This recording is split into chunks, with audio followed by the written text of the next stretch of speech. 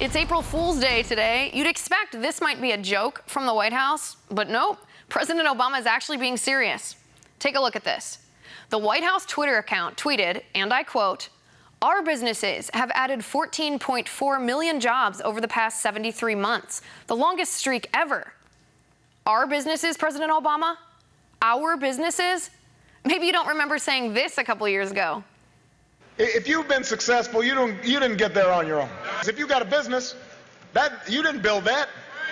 Somebody else made that happen. Did you build these businesses that you're taking credit for, President Obama? Or did somebody else make that happen?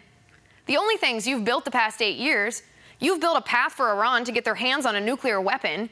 You've built the worst healthcare monstrosity our country has ever seen, one that forces citizens to buy something they don't even want or get penalized by the government. Never before seen in our country. You've built an environment of racial divide in America, where every disagreement, every law enforcement officer doing their job, every unequal outcome is blamed on racism? Mr. President, please don't quote me the price when I haven't got the time.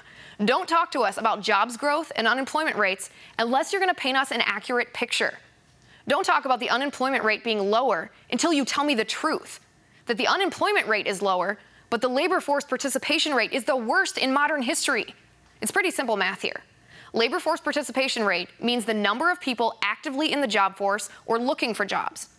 But you never say anything about the 93,482,000 Americans that aren't in the labor force anymore. That's 200,000 fewer than last month, but it's still abysmal. The unemployment rate is 5%, you say.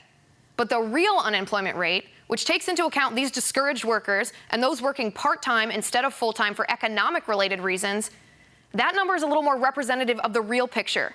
And the real unemployment rate is 9.8%. Doesn't sound so good now, right? There are over 6 million Americans who have part-time work, even though they'd like to have full-time work. They either can't find a full-time job or their hours have been cut. And 66% of those part-time workers are women.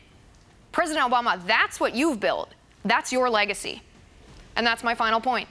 Reach me on Twitter at Liz_Wheeler. And if you liked the show, please send me an email at oann.com/contact. And be sure to catch us again tomorrow at 10 p.m. Eastern. Have a good night.